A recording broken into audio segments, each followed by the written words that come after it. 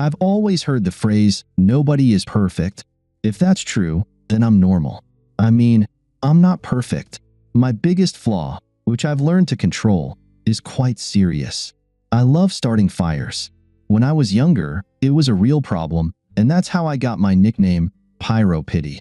My name isn't Pete or Peter, it's Robert Smith. It's one of the most common names in America, which can be both a blessing and a curse. But let's get back to my nickname. My brother William gave it to me when I was 12.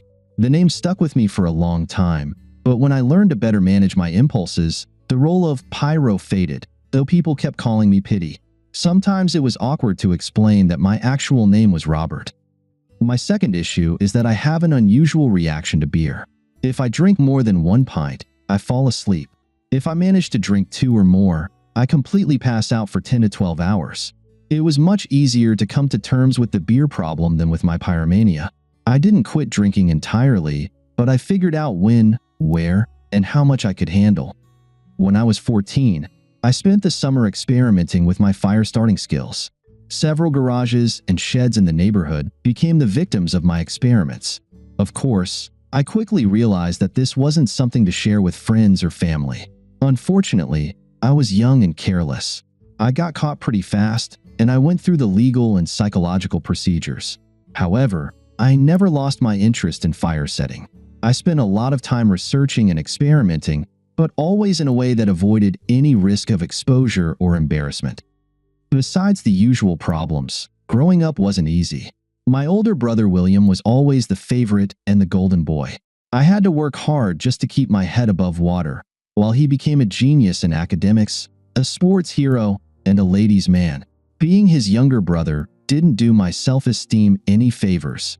The happiest day of my life was when he went off to college, on a full scholarship, of course. No matter how unskilled I was, I still managed to finish high school and get a job as a roofer. In fact, I actually liked my job. I think I had something like attention deficit disorder because it was hard for me to stick with any job for more than a few days. My choice of profession helped me avoid that problem to some extent. I was always starting a new project and finishing it before I lost interest. It was a pretty fortunate coincidence. Time passed, and I was able to keep my condition under control. 10 years after graduating high school, I finally met a girl and started a relationship. Another year passed before I was ready to ask the big question. From a girl's perspective, Sarah was nearly perfect. I wasn't particularly picky, but I really couldn't find any flaws in her. She had beautiful chestnut hair, a lovely complexion, and an attractive figure. Once we saved enough money, we bought a small house to start a family. Everything was great until my brother William decided to visit us. William had graduated from college and got a job as an electrical engineer. He worked for one of the big chemical companies in North Carolina. I hadn't seen him in almost 10 years, and I wasn't exactly excited to see him now. We all gathered at my parents' place for a family reunion. William had just returned from the Poconos, where he bought a cabin on 5 acres of wooded land. From the pictures, it looked more like a hunting lodge. On Labor Day weekend, he was planning an open house and gave us detailed directions on how to get there. William's wife, Rachel, was in North Carolina with their 2 kids. He was eager for us to meet her and the children at the cabin later that summer. Things were going better than I expected until I noticed that Sarah and William were getting a little too friendly. I expected my wife to be friendly, but her interactions with William were unusual. She was flirting, and he encouraged her. Suddenly, I remembered all the reasons I hated my brother. He was leaving the next day, and I didn't want to cause a scene. I forced myself to spend more time with my father than I wanted, just to avoid seeing Sarah and William together. It was almost time for us to head home when Sarah dropped an unexpected bombshell. She invited William to stay the night in our guest room. I was ready to explode right then and there. Things got worse when she told me she was going to ride back home with William in his car because she had never ridden in a Mercedes. I knew it was a lie, but by that point, it didn't seem to matter. I tried my hardest not to show my anger. I never expected this from Sarah, but she had never met William before. He was charming and could talk anyone into anything. Sarah spent way too much time showing him around the house and explaining how she planned to decorate each room. We finally sat down to relax when Sarah brought out a couple of beers. Normally, I only drink 2 or 3 beers a month, and only when I'm planning to stay home and go straight to bed.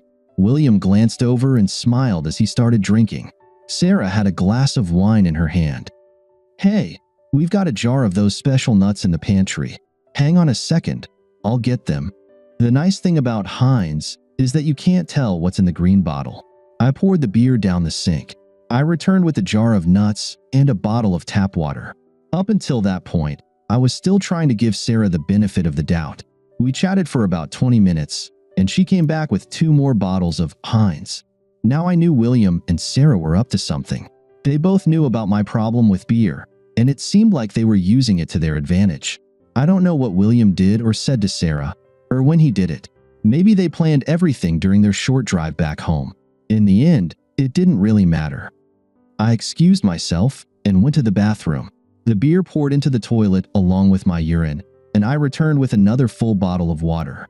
I noticed a smirk on William's face as I took a big gulp. It drove me mad, but when I saw Sarah smile, I was filled with rage. Normally, after 2 beers, I would be out cold. It was easy to pretend to be sleepy, and I even acted like I was struggling to stay awake. I finished the second bottle of water and slowly walked to the kitchen. I put on a show, throwing away the empty bottle and opening the fridge to grab a fresh one. When I came back with the third bottle, William was grinning from ear to ear, and Sarah blushed. I quickly drank the last bottle of water, closed my eyes, and started breathing heavily, as if I had fallen asleep. My wife and my brother whispered quietly, turned off the living room lights, and headed down the hall to the bedroom. They both thought I was out for the night, completely oblivious. I waited about 20 minutes, then walked to the bedroom. The door opened without a problem. Moonlight streaming through the window made it easy to see my brother and my wife together in our bed. They had no idea I was standing there, watching them. The night was far from over, and I had a 3-hour drive ahead of me. I have to admit, William drew a good map. I had no trouble finding his cabin in the woods. It was a beautiful place, and it must have cost him more than $250,000. 30 minutes later, I was already driving home, and in the rearview mirror, the cabin was a large, glowing orange ball. I parked down the street from my house, out of sight, just as the sun began to rise. Suddenly, Sarah appeared in the doorway. She looked around and, seeing my truck was gone, quickly went back inside. 10 minutes later, William rushed out of the house, jumped into his precious Mercedes, and sped off down the street. It was still early, so I headed to a cafe for breakfast. Sarah left for work at 8. By 8:10, our precious house and all our savings had gone up in smoke. I lingered by my truck just long enough to make sure everything worked as planned, then drove downtown to close our accounts. I only managed to gather a couple of $1,000s. We weren't wealthy, and all our money had gone into buying the house. When I returned home, the police and fire trucks were still everywhere. Sarah was there, talking to the police. I walked over to her Ford Focus and slipped one of my special packages under the passenger seat. It was a mix of gasoline and styrofoam with a small igniter made from a remote-controlled car. I'm not sure, but I think Sarah saw me leaving just as her precious little car went up in flames. My work here was done. It was time to move on. I had never been to North Carolina before. It was beautiful, but I wouldn't want to live there. It took me 2 days to find where William lived. His house was way better than the cabin. It must have been about 6,000 square feet with a 3-car garage. I had to park several blocks away to keep an eye on the place. My old truck would have raised suspicions in that neighborhood. I never saw William, but his wife Rachel came out with their 2 kids to catch the school bus. A little while later, she backed out of the garage in a Subaru Outback. There was a sticker on the front advertising a local real estate company. I had no trouble getting into the house. You'd think they'd have a security system, but they didn't. No one would dare rob William. He wasn't home, but his Mercedes was sitting in the garage alongside a nice little Harley Davidson. Well, actually, it was a big Harley. I quickly went through the house to make sure it was empty, and I found out it wasn't. There was a litter box in the laundry room, but no cat. I spent a few minutes looking around, then decided to use a can opener. 10 seconds later, Tabby appeared, looking for food. A few minutes after that, he was comfortably settled in the cat carrier I found in the garage. Finding Old North Realtors wasn't difficult. I only had to ask for directions once. I walked through the front door and asked for Rachel Smith. Soon she came out, and I handed her the cat carrier. She looked at the cat, then at me, just for a moment. "Oh no, pity, tell me you didn't do it. Please, say you didn't." We had never met, but she immediately knew who I was. "I'm sorry. It had to be done. I didn't want to harm your cat." "Why, pity? Why? What good comes from burning your own brother's house to the ground?" "You'll have to ask him. I'll call you in a week. If he doesn't tell you by then, I will." We were interrupted by a frantic man running through the door. "Call the fire department. There's a car on fire in the parking lot. Hurry." Rachel looked at me, but I just shrugged and turned away. As I walked out, I heard the secretary in the office telling my sister-in-law that the fire department was already at her house. By that point, I had satisfied my anger. I was still mad, but I no longer felt the urge to burn anything else. I drove west for a while, then headed south. I spent a few days in northern Alabama. There was a lot of roofing work, which, as I found out, was caused by several strong hailstorms in the area. The big issue was that all the roofers seemed to be Mexican. They worked in teams, and the quality of their work was excellent. My hopes of finding any work seemed slim until I noticed a job listing in the local paper for insurance inspectors specializing in roofing work. I did my best to clean myself up, considering the few belongings I had with me. Apparently, it was enough, because I got the job immediately. They even paid to send me to 2 weeks of training in mobile, and afterward, I became a certified insurance agent with one of the big companies. They had so many claims that I'd have worked for at least 6 months. I had no problem using my own name and social security number. I'm sure several law enforcement agencies were looking for me, but not in Alabama. I bought a small apartment and then sold my old truck. The insurance agency provided me with a car, along with extra money for gas and maintenance. I did my job, and I did it well. Everyone was satisfied. I didn't meddle in other people's business and stayed out of trouble. Shortly after settling in, I called my brother's wife. She said that William claimed he had no idea what could have driven me to set the fire. I had promised to tell her what really happened if William refused, but I decided to change my mind. I told her that since he refused to be honest with her, I'd have to come back later. When I hung up, there was a note of concern in her voice. My new job required me to take better care of my appearance. I had to get regular haircuts and shave every day. These were grooming habits I knew about, but never really bothered with. Maybe that's why it took me so long to find a wife or have a steady girlfriend. I usually ate dinner at a fast food place, and sometimes at a sit-down restaurant. Lunch was always something quick. Since I was the worst drunk in the world, I avoided socializing at bars. About once a month, I would call home. My parents expressed their disappointment with what I had done. I never gave any explanations or excuses. Finally, about 6 months later, Sarah told them the truth. Due to my and William's childhood relationship, they understood the situation. William suddenly lost their favor. My father confronted him directly, but he denied everything. Fortunately for me, they believed Sarah. Sarah tried to figure out where I was and what I intended to do about our marriage. She had been living with her sister ever since the house burned down. That was the last time they mentioned her. In the conversations I had with my parents afterward, neither my brother nor my wife were ever brought up. My parents knew that I could only keep talking to them if they avoided those two topics. I continued doing my job well.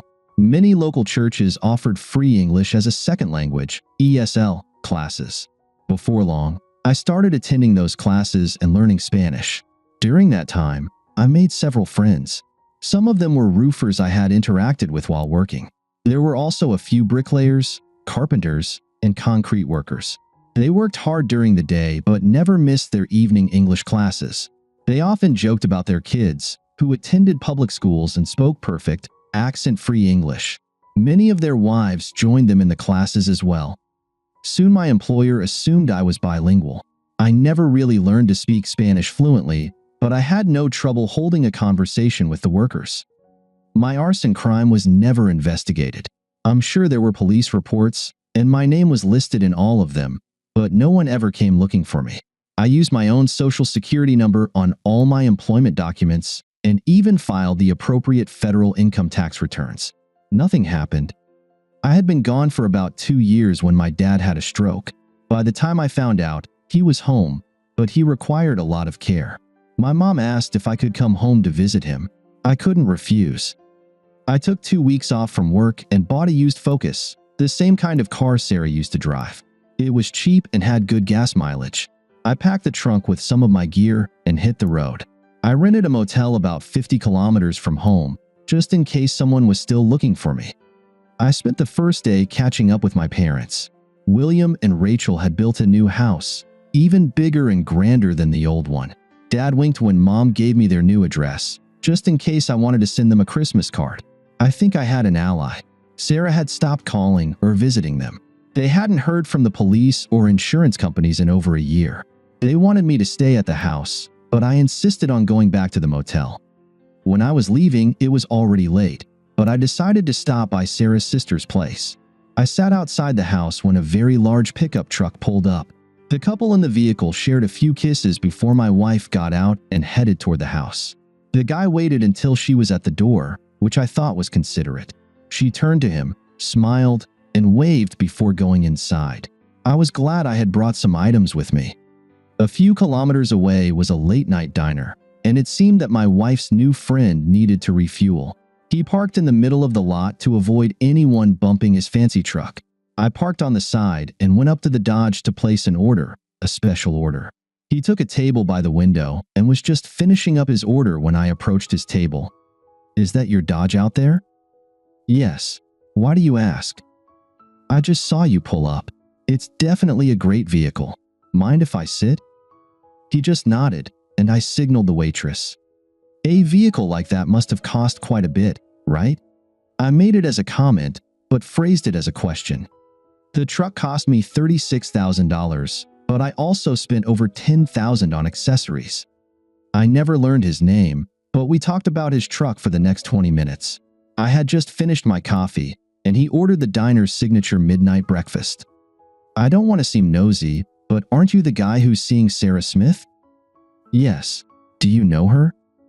"We went to high school together. I thought she was married." This was another comment phrased as a question. "She is married, but her husband has been dead for a long time. The cops are looking for him for burning down his own house." "What an idiot. Why did he do that?" "Sarah said he caught her with his brother. He also burned down his brother's house." "Did she admit to sleeping with his brother?" "Yes. She said her husband wasn't intimate with her, so she had to look elsewhere. Now I'm going to help her." "That's harsh. Why didn't she just get a divorce?" "I don't know. You'd have to ask her. Why all the questions?" "Just curious. Aren't you worried that he might find out about you and his wife?" "Not at all. He's long gone, and if he came back, I'd knock the hell out of him."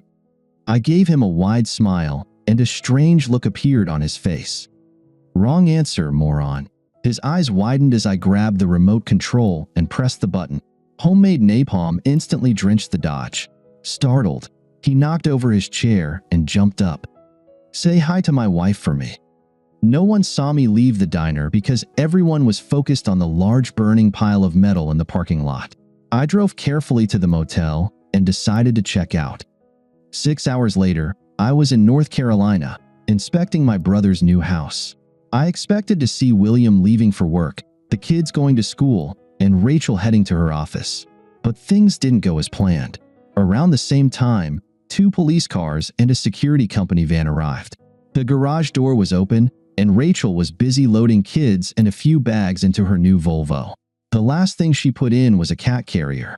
Someone must have tipped off my brother that I was on the warpath. I'm not stupid.